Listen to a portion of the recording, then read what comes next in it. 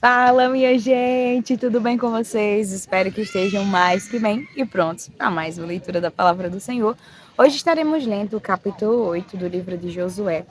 Leremos também o capítulo 139 de Salmos, capítulo 2 de Jeremias e capítulo 16 de Mateus, exatamente.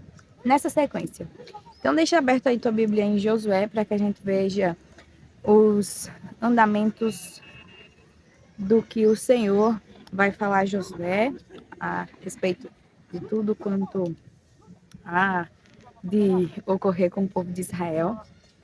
Fecha teus olhos e antes de darmos início à leitura, vamos conversar com o nosso Deus e Pai. Pai eterno, Pai gracioso, bendizemos ao Senhor pela oportunidade de estarmos diante da Tua presença para aprender mais de Ti a respeito do Teu Santo Evangelho. Muito obrigado, ó Deus, por essa graça maravilhosa, por esse amor incalculável, por tua bondade e misericórdia inestimável. Deus, te louvamos pelos teus feitos e pelo teu amor para conosco quanto a expor e nos permitir ter acesso à tua santa palavra e à tua vontade. Fala aos nossos corações de forma clara e objetiva, de modo que venhamos compreender tudo o que for lido e colocarmos em prática todos os dias, ó Deus, quanto o Senhor nos permite viver neste planeta. É assim que nós te oramos e te agradecemos. Em nome do teu Filho amado Jesus Cristo. Amém. Capítulo 8 de Josué, que vai dizer o seguinte. O Senhor disse a Josué, não tenha medo nem fique assustado. Leve com você toda a gente de guerra, prepare-se e marche contra a cidade de Ai.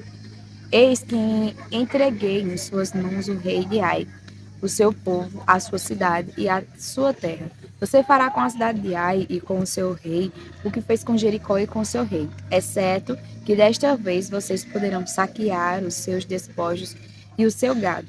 Ponham emboscadas à cidade por detrás dela. Então Josué se preparou com toda a gente de guerra para marchar contra a cidade de Ai. Josué escolheu 30.000 homens valentes e os enviou de noite. Deu-lhes uma ordem, dizendo: ponham-se de emboscada contra a cidade por detrás dela.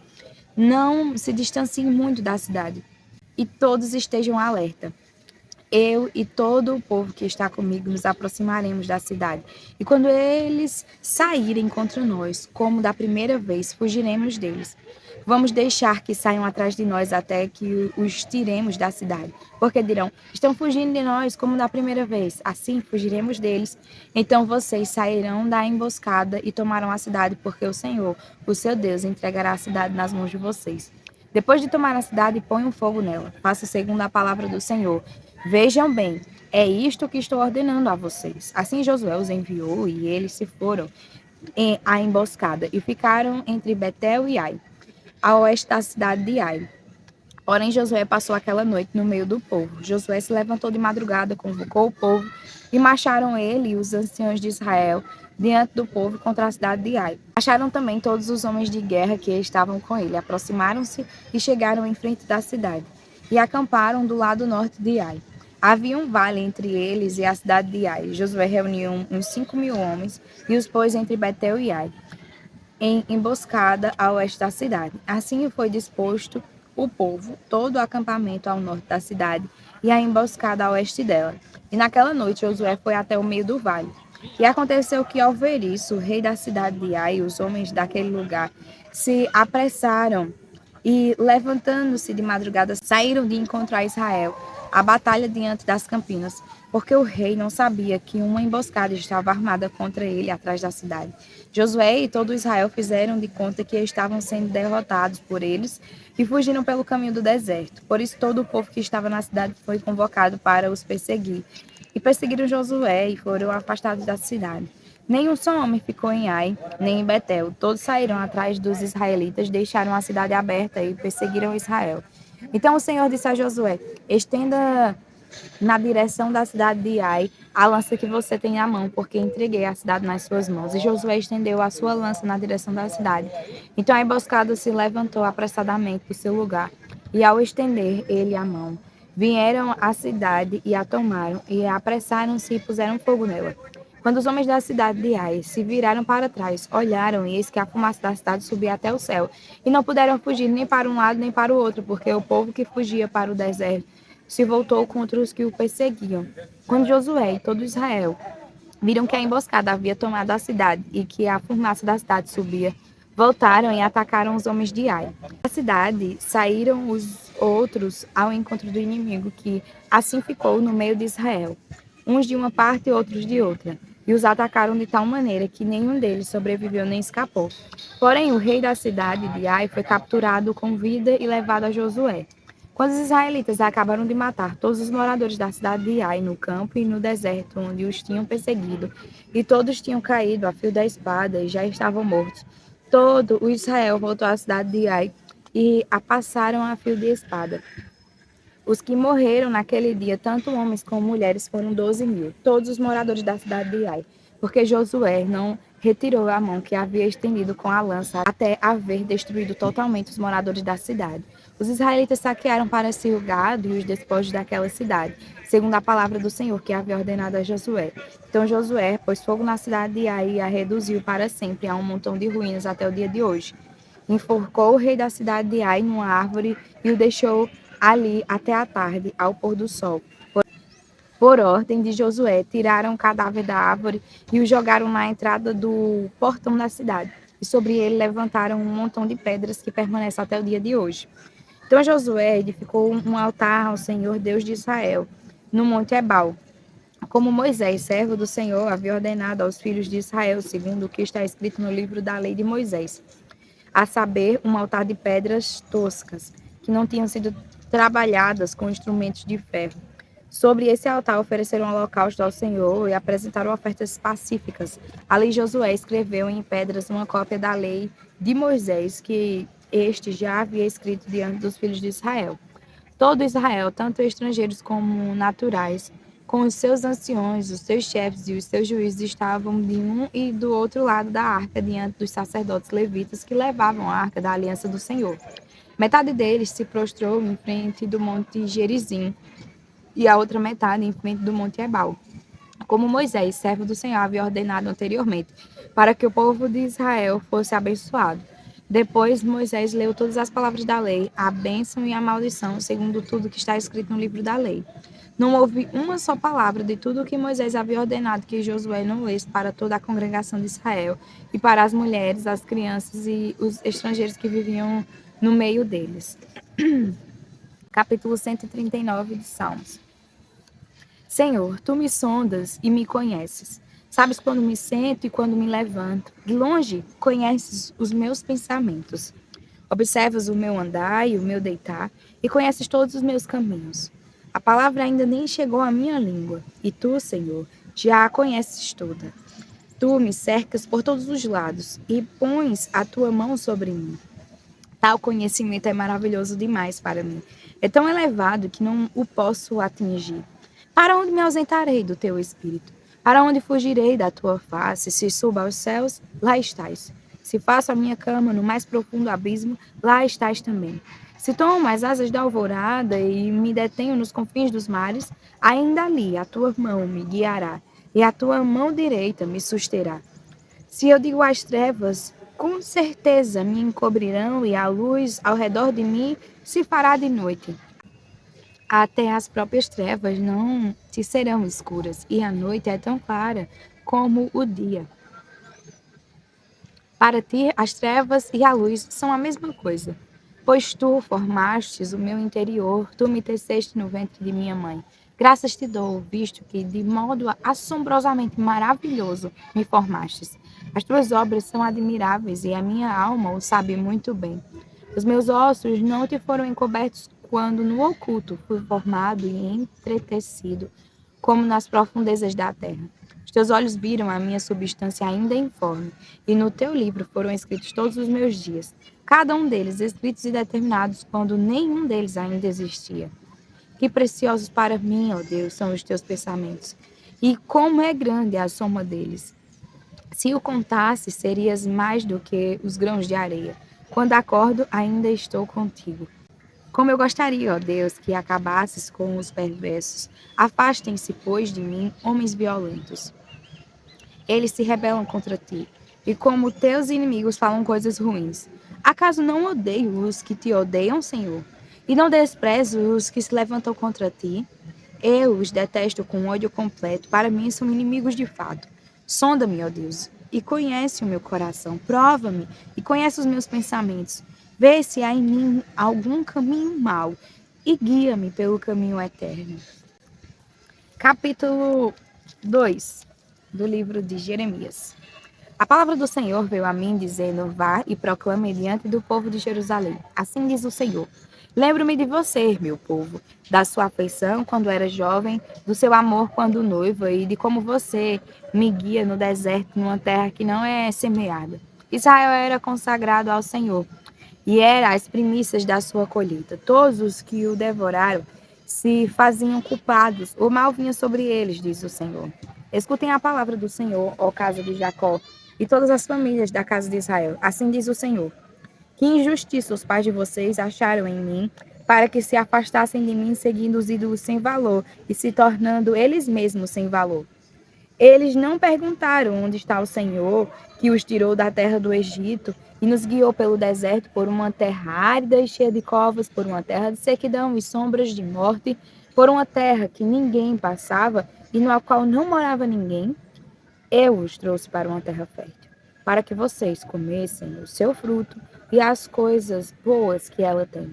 Mas depois de entrar, vocês contaminaram a minha terra e fizeram da minha herança uma abominação.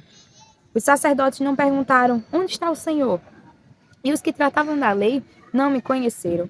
Os pastores se revoltaram contra mim, os profetas profetizaram por Baal e andaram atrás de coisas que não têm proveito algum.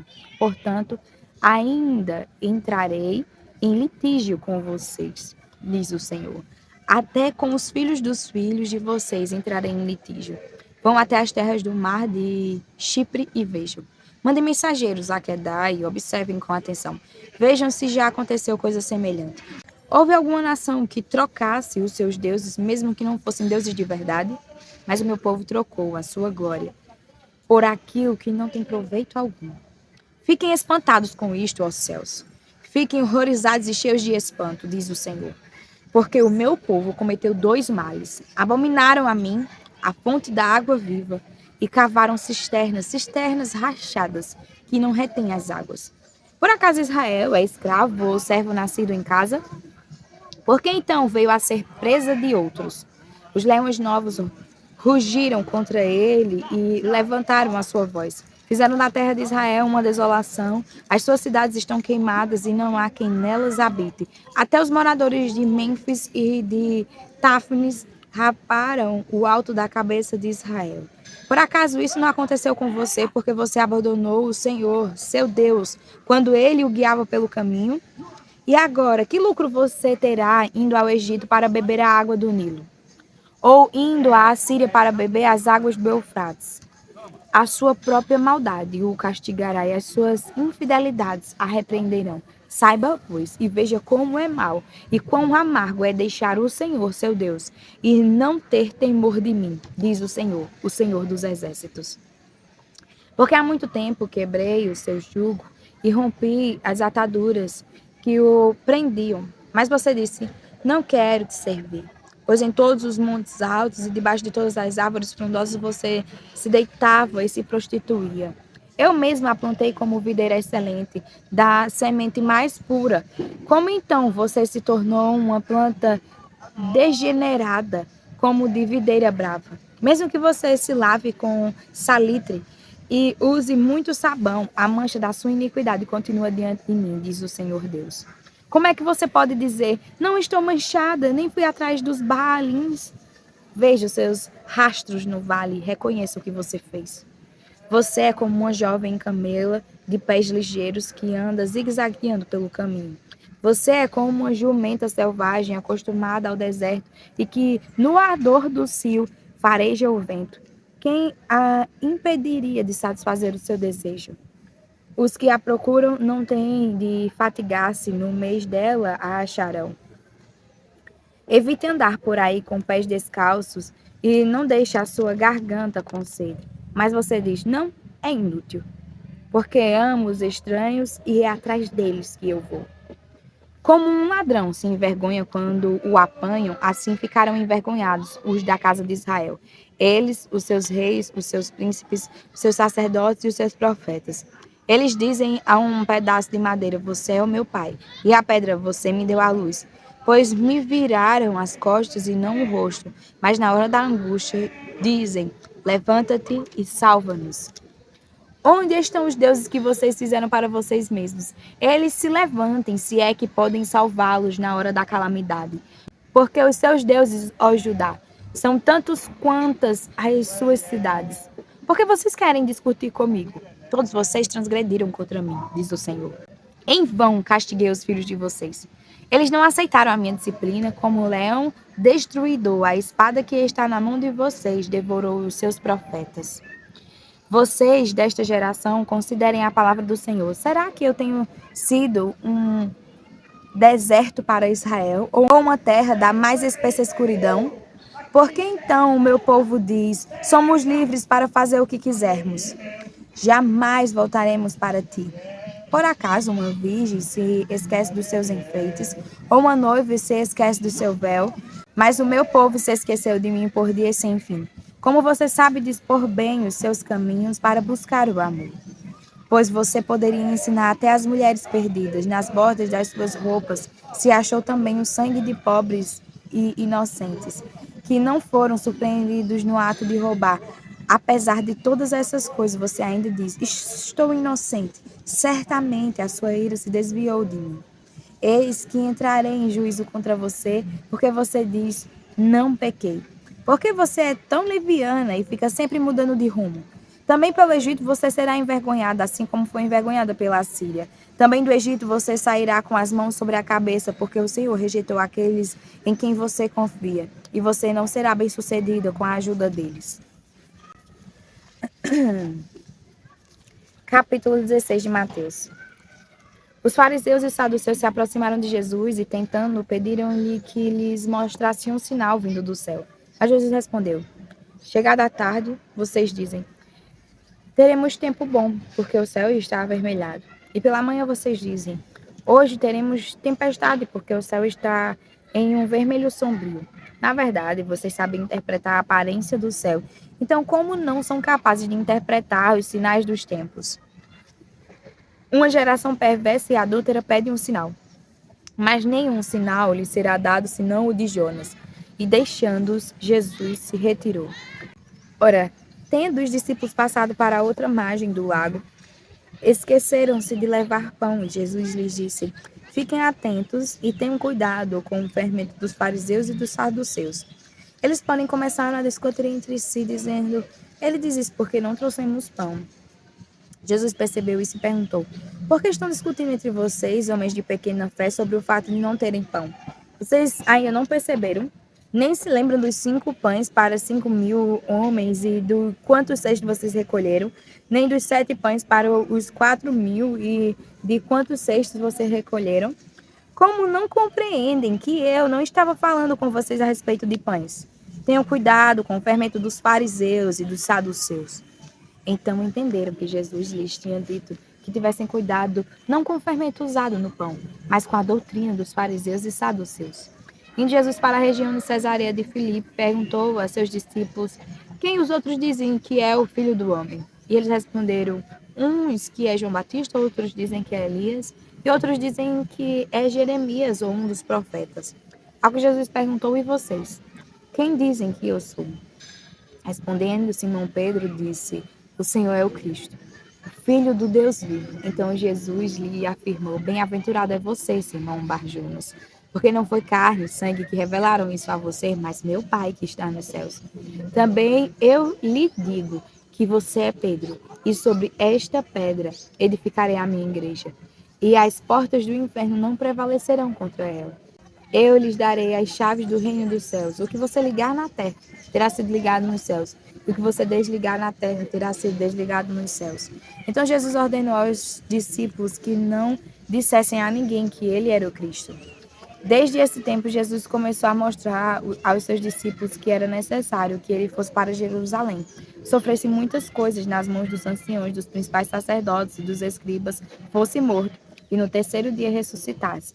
Então Pedro, chamando-o à parte, começou a repreendê-lo, dizendo: Que Deus não permita, Senhor, e isso de modo nenhum irá lhe acontecer. Mas Jesus, voltando-se, disse a Pedro: Saia da minha frente, Satanás. Você é para mim uma pedra de tropeço, porque não leva em consideração as coisas de Deus e sim a dos homens.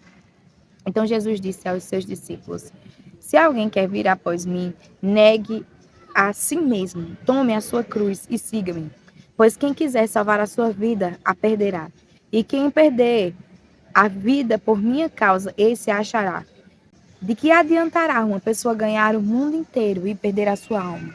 Ou o que dará uma pessoa em troca de sua alma? Porque o Filho do Homem há de vir na glória de seu Pai com os seus anjos, e então retribuirá a cada um conforme as suas obras. Em verdade lhes digo que dos que aqui se encontram existem alguns que não passarão pela morte até que vejam o Filho do Homem vir no seu reino. Amém. Até amanhã para mais uma leitura da palavra do Senhor. Que Deus abençoe.